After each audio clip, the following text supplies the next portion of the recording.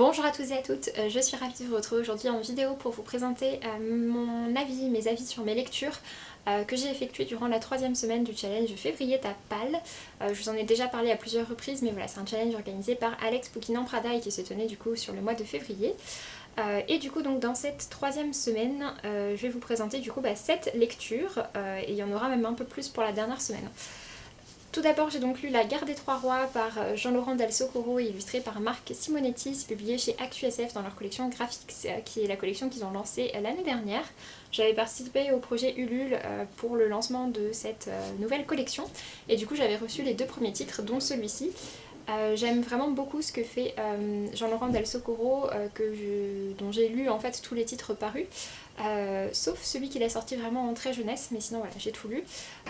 Et du coup donc ici il revient dans l'univers de son premier roman, à savoir Royaume de vent et de colère, et c'est également un titre qui prépare à Du roi je serai l'assassin, qui est son roman qui va sortir au mois d'avril chez ActuSF, et autant vous dire que je trépigne d'impatience à l'idée de pouvoir le découvrir.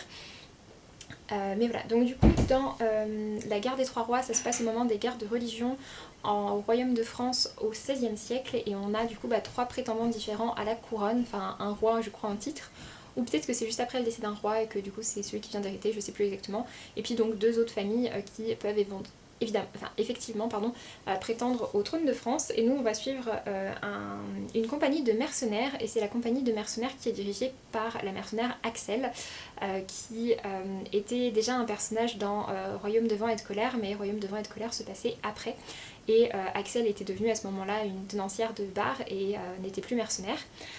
Donc ici elle est encore mercenaire, elle est chef de sa compagnie, et nous on va suivre du coup différents personnages, et notamment un homme qui est en fait chargé d'écrire le journal de bord en quelque sorte de la compagnie.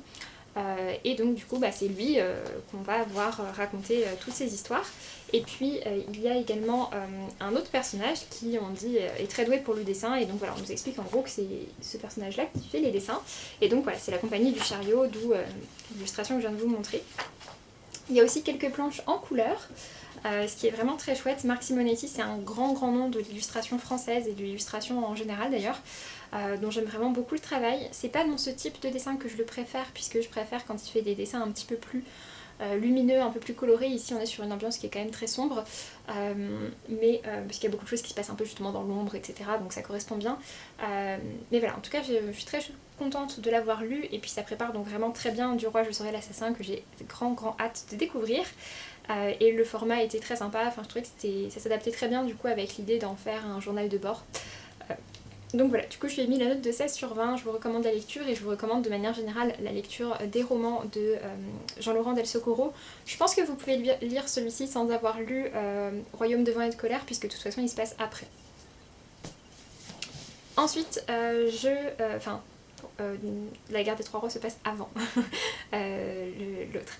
Ensuite, je me suis lancée dans Un bord de terre par Julia Thévenot aux éditions Sarbacane dans leur collection X-Prime.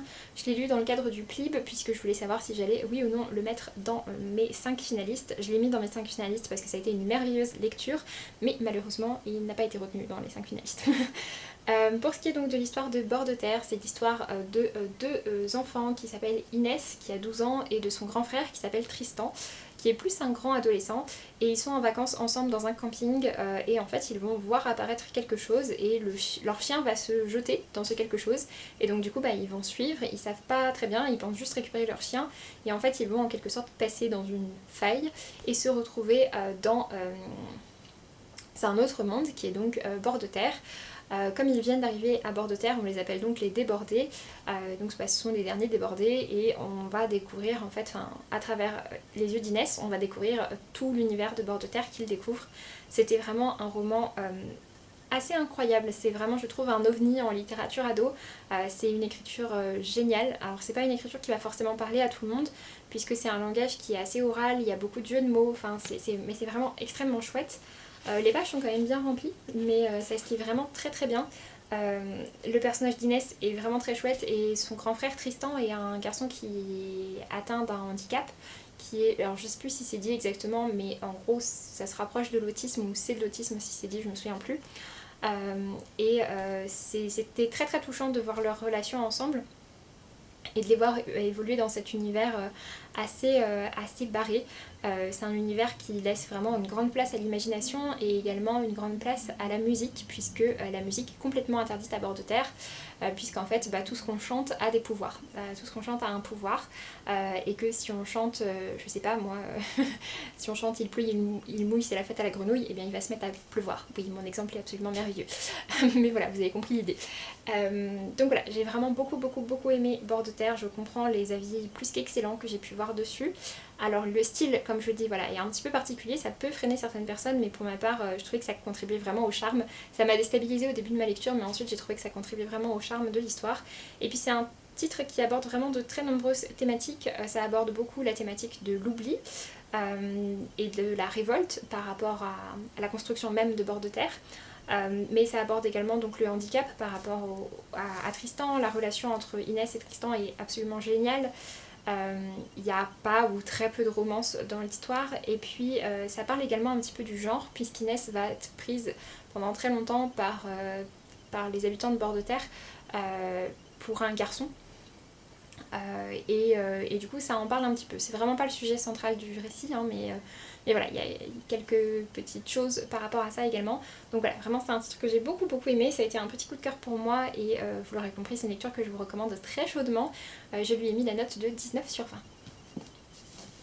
Ensuite, je me suis lancée dans Le jour où je suis partie par Charlotte Bousquet, qui est publiée aux éditions Flammarion Jeunesse.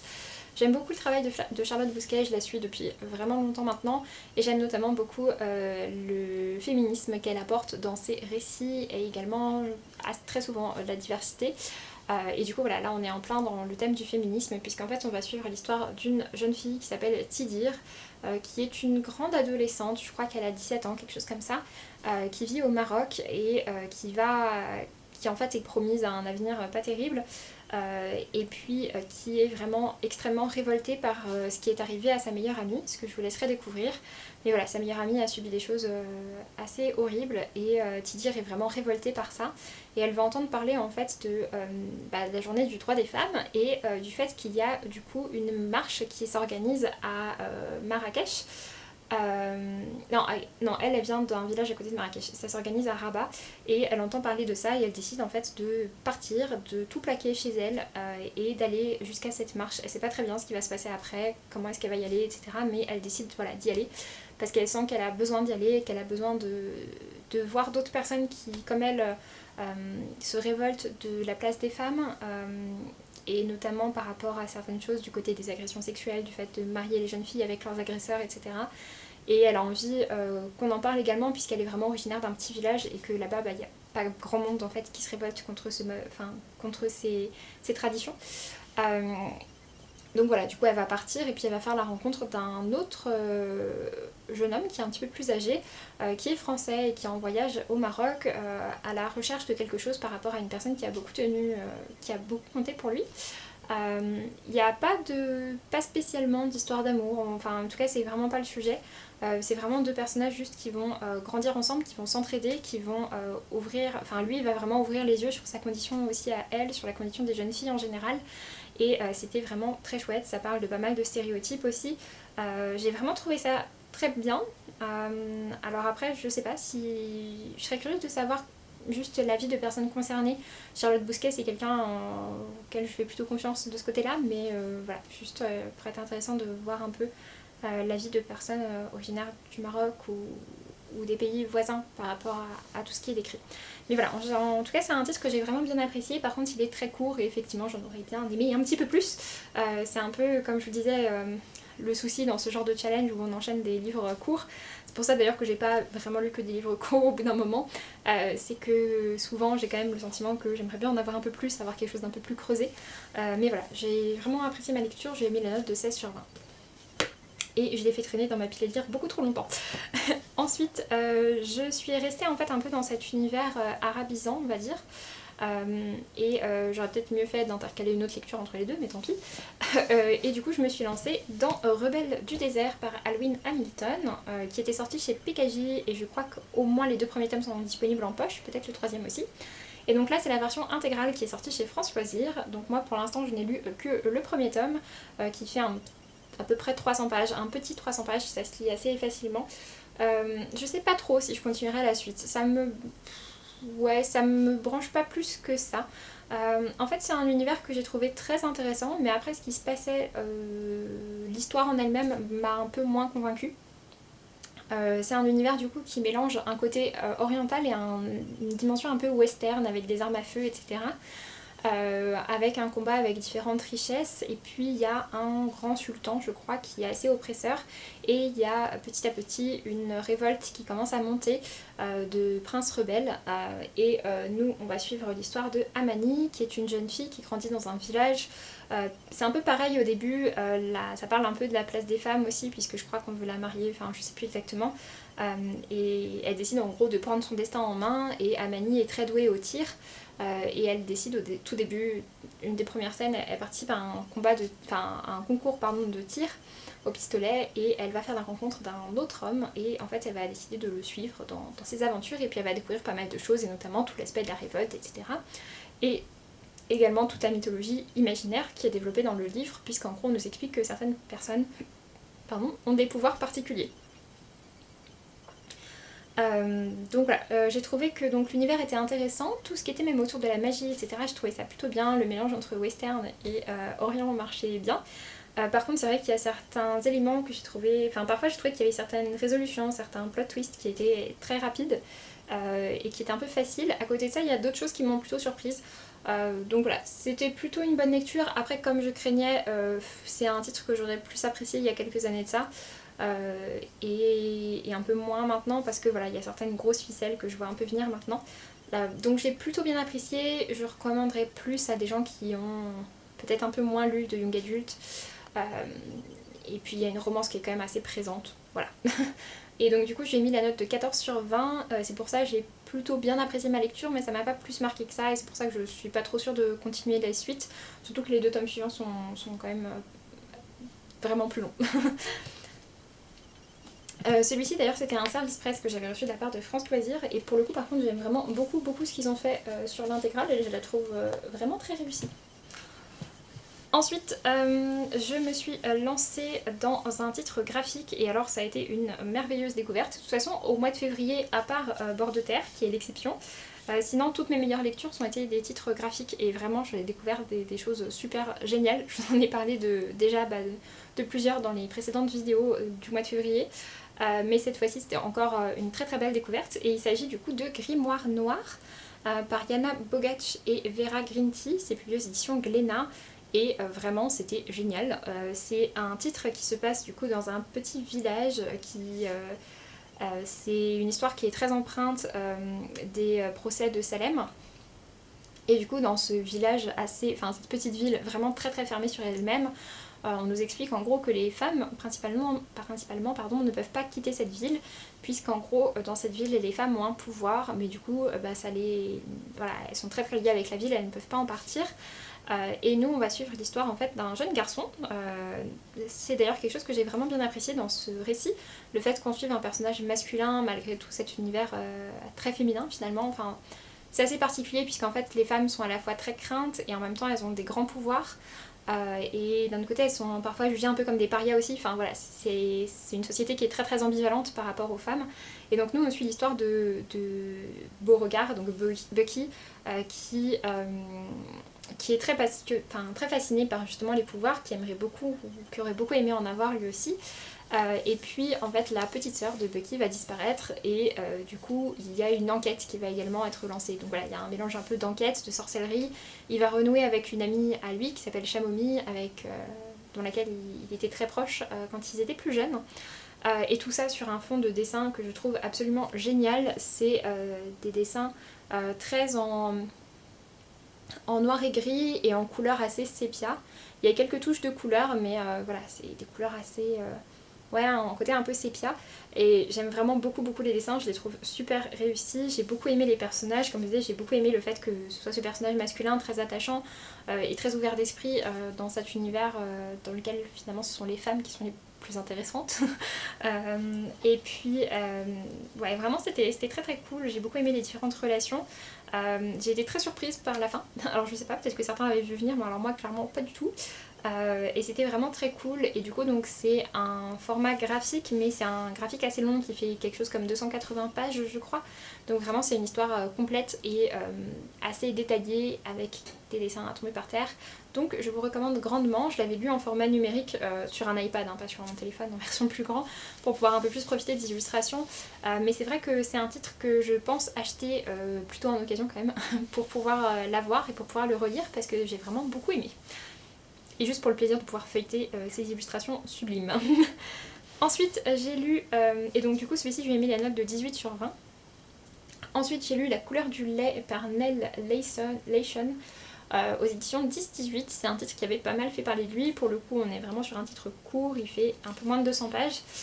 C'est un titre qui est assez particulier puisqu'il est écrit sans ponctuation, enfin avec très peu de ponctuation, pas de majuscules, etc.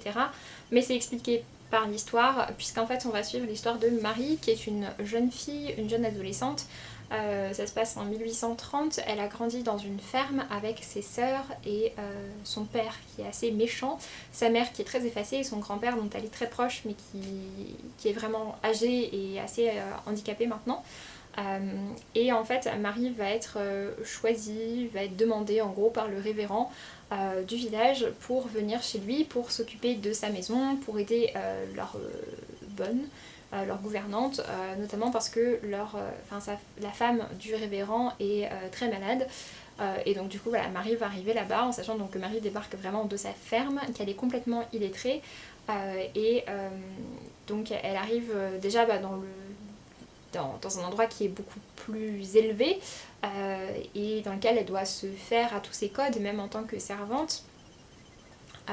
Rien que le fait d'avoir des chaussures propres, d'avoir différentes tenues, tout ça, vraiment c'est nouveau pour elle. Le langage aussi forcément est nouveau pour elle. Et puis le révérend va se mettre en tête de lui apprendre à lire et à écrire. Et donc du coup voilà, c'est tout ce qu'on va suivre. Le livre se passe sur une année. C'est un livre qui fait s'énerver clairement parce que les personnages masculins, à part le grand-père, sont des belles ordures dans le récit. Que ce soit le père, un autre personnage masculin assez secondaire et puis le révérend qui au départ est plutôt sympathique, mais ça va pas être le cas jusqu'au bout. Voilà. Et puis c'est une narration du coup qui est très particulière, qui est beaucoup plus proche d'une narration parlée. Il y a beaucoup de tournures de phrases qui sont fausses, de manque de ponctuation, il n'y a pas de majuscules, voilà comme je disais. Mais on s'y fait assez bien et puis c'est un récit qui est vraiment entraînant, donc ça déroute pas mal au début mais ensuite ça passe bien. Je trouvais que c'était intéressant aussi de voir donc les différences entre la ferme et puis la vie un peu plus à la ville, même si c'est une petite ville de campagne. Donc voilà, ça a été plutôt une bonne lecture. J'ai mis la note de 15/20, je suis contente de l'avoir enfin découvert parce que pareil je l'avais depuis un petit moment, même si ça n'aura pas été une lecture plus marquante que ça pour moi.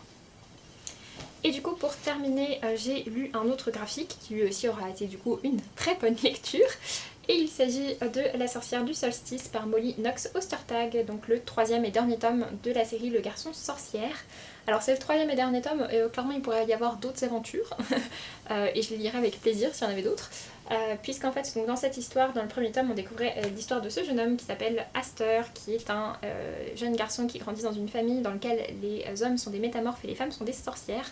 Mais lui il est beaucoup plus intéressé par la sorcellerie que par la métamorphose, ce qui est du coup complètement interdit pour lui. Et du coup voilà, on suivait un petit peu toute son histoire. Ça parlait également pas mal de questions autour du genre, de questions de diversité, d'acceptation.